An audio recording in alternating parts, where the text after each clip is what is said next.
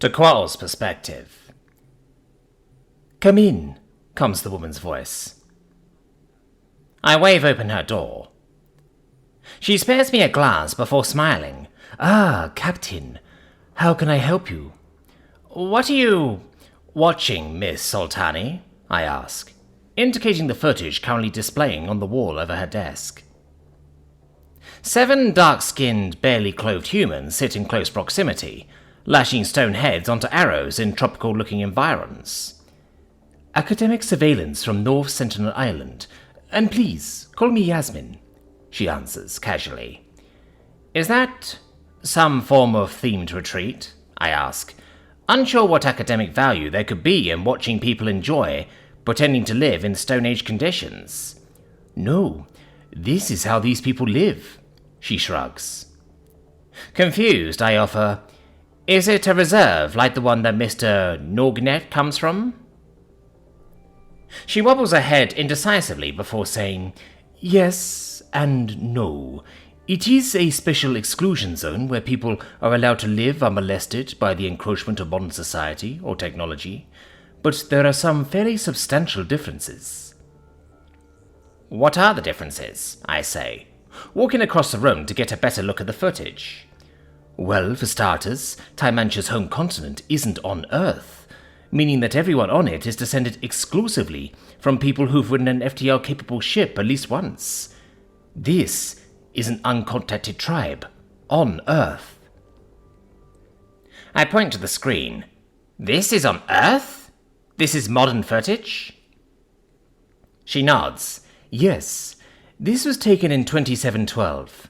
None of these people or any of their ancestors have any idea about humanity's vast interstellar presence, nor the fact that they are living at a time after we've made contact with extraterrestrial life. They don't know their death warders.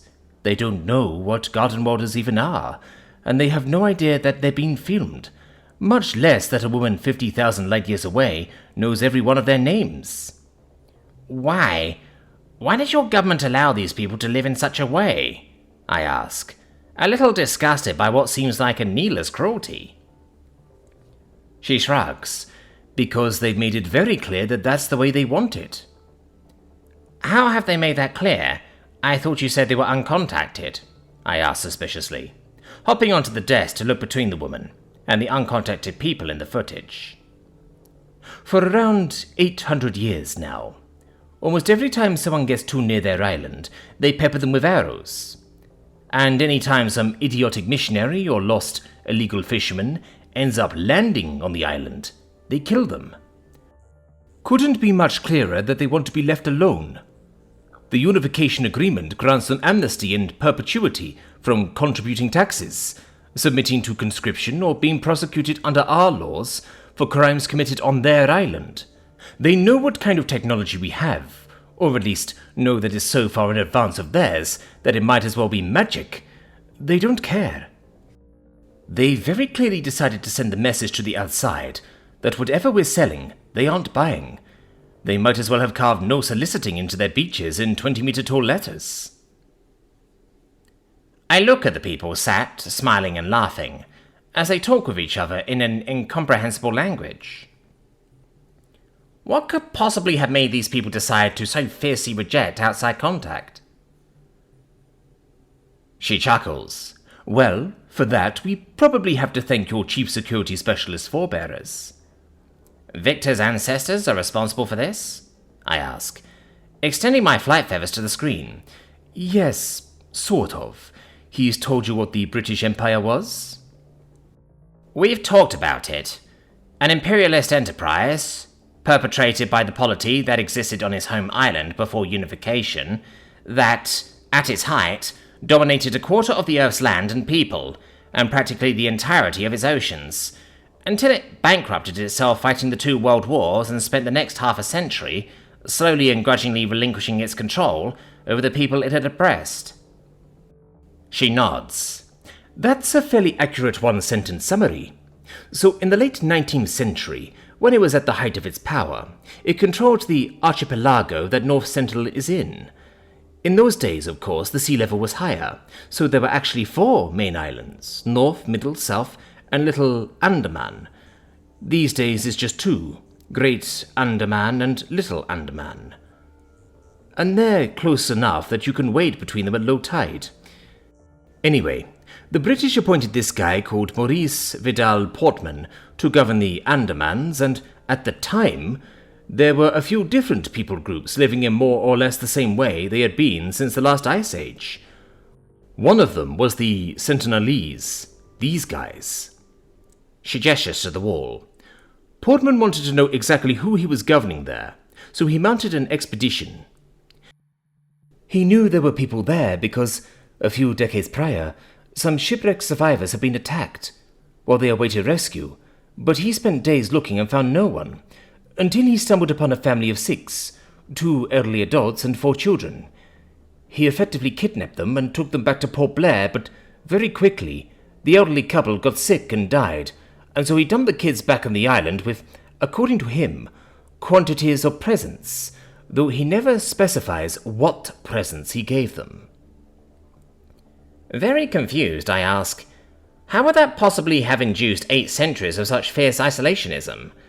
Him kidnapping the family is bad, but surely the children would have understood that an elderly couple perishing from sickness wasn't the fault of all outsiders.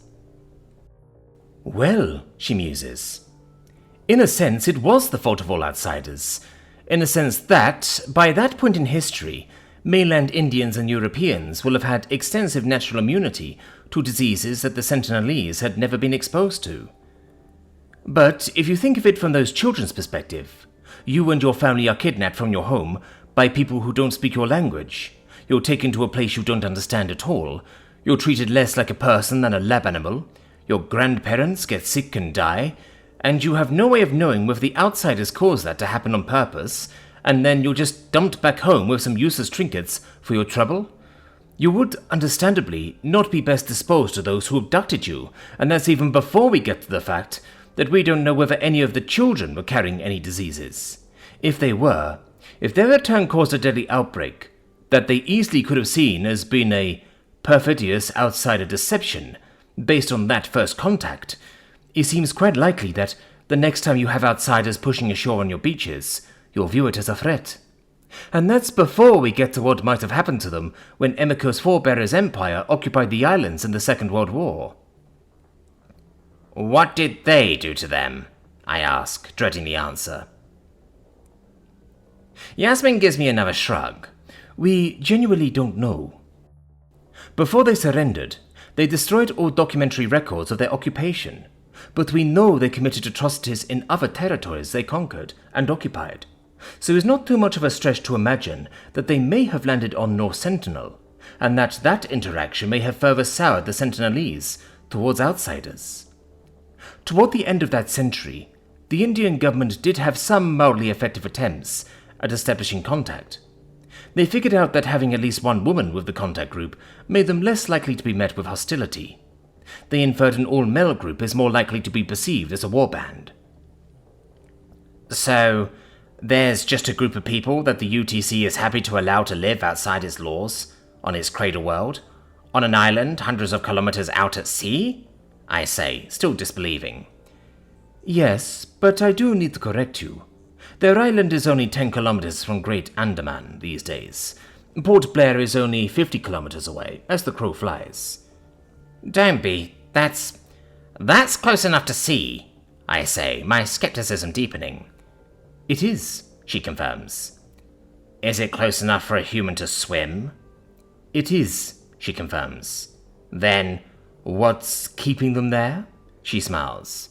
Yes. Why aren't they constantly swimming over and coming into conflict with, My mind struggles for a term. Something tells me that I should avoid referring to modern people living within the law as normal Terrans. Eventually I settle on non-Sentinelese. She smiles. Nothing's stopping them from swimming over, and occasionally some do. As to what's stopping them from causing trouble, there's an agency tasked with supervising them. That's where I got this footage from. Well, technically I got it from Jay, but she got it from the Sentinelese Management Bureau. As academics, we're allowed to study this. It's not meant for general viewing. Strictly speaking, you shouldn't be looking at it, but I wouldn't tell if you won't. turning my head away from the forbidden footage, but trying to do so subtly enough that I won't be mocked for it. I ask, "So, this bureau, it just spies on them?" It doesn't just spy on them. It also manages the around 100 square kilometer coastal exclusion zone that faces the island, making sure unauthorized people don't just wander in. It patrols the maritime exclusion zone to make sure no illegal fishing boats or hobbyist sailors get too close. It keeps track of their language, and whenever any of them make it over to Great Andaman and don't look like they have any intention of going back anytime soon, they're the people in charge of approaching them to say, "Listen guys, you don't have to go home, but you can't stay here." Whenever any Sentinelese ask the SMB to be integrated into wider UTC society, they always end up becoming instant celebrities. Their stories are often quite sad, though. It's made quite explicitly clear to them that once they've chosen this, they can never go back to the island. So the ones who take the offer are usually ones with quite harrowing stories that end with them having nothing to go back to. The periodic surveillance is for A, making sure that we're keeping abreast of their current linguistic register, and B, making sure that they aren't facing any society-ending threats. In the nearly 6 centuries that we've been watching them, we've never needed to land boots on the ground, but every now and then, when they're experiencing a particularly bad drought or famine, we'll arrange for a few crates of food or water to conveniently fall off a transport in just the right place, that we know ocean currents will carry it to their island as a windfall. Still grappling with an uncomfortable mix of emotions about this island of Stone Age humans that I've just learned existed, I ask, "And you're watching this footage to learn their language," she answers nonchalantly. "How large is this island, Yasmin? How many Sentinelese are there?" Around 600. The island's about 160 square kilometers these days, though back in Mr. Portman's time, it was only around 60 square kilometers. It was actually spoken by several times more SMB employees than native speakers. When you factor in all the academics and enthusiasts who've learned it for fun, that probably adds up to times 100 or so of its native speakership. Why learn a language only spoken by a few hundred people on an island you aren't allowed to visit? She nods her understanding. That exact reason is why it's never reached the top of my list until now. I'm not really able to get excited about learning a language where, realistically, the only ones I'll likely ever speak it with are other non-natives. But, well, Jade told me she had these files to study their culture in preparation for the new species. I found myself between languages, and so I asked her to send me a copy. You never know what insights you might be equipped with by studying a language of an analogous culture. Obviously, I know it won't be one-to-one as these. She gestures at the screen. Are people fully aware that the outside world exists and with a negative opinion of it? They're also human, and that will definitely colour a lot about how they interpret the world. But still, I think there will definitely be some value in learning it, even if I don't necessarily know what that is yet. At the very least, learning about Portman has given me a very solid idea of how not to handle a first contact. Even if I'm sure Emika already knows all about him. At this point, the unwitting recorded group bursts into a mix of laughter and groans, and Yasmin smiles and chuckles. I turn to see one of the young men present, grinning stupidly. "What was the joke?" I ask curiously. "He just made a very silly pun that doesn't work in Requali," explains Yasmin, causing me to realize that she's just had this entire conversation without a translator, and I didn't realize until now. It involves a Sentinelese near homophony between arrows and flatulence. The woman beside the stupidly grinning man puts her right hand on his forearm and her left on her swollen belly, and speaks, smiling. She says, "You can see he is about to become a father. Apparently bad dad jokes are universal." I smile at the pair, remembering my own father's bad jokes, made a lifetime ago. "Did you need something from me, Captain?" asks the linguist. "Oh, yes. I'm just going around making sure that all required personnel are made aware then they need to be at the shuttle bay at 5 p.m. to go down for the security briefing and meet and greet with the new team members. She smiles. Yes, I got the notification. From Emiko, from you, and from Victor. I affect a Terran head nod. All right. See you later then, Miss Yasmin.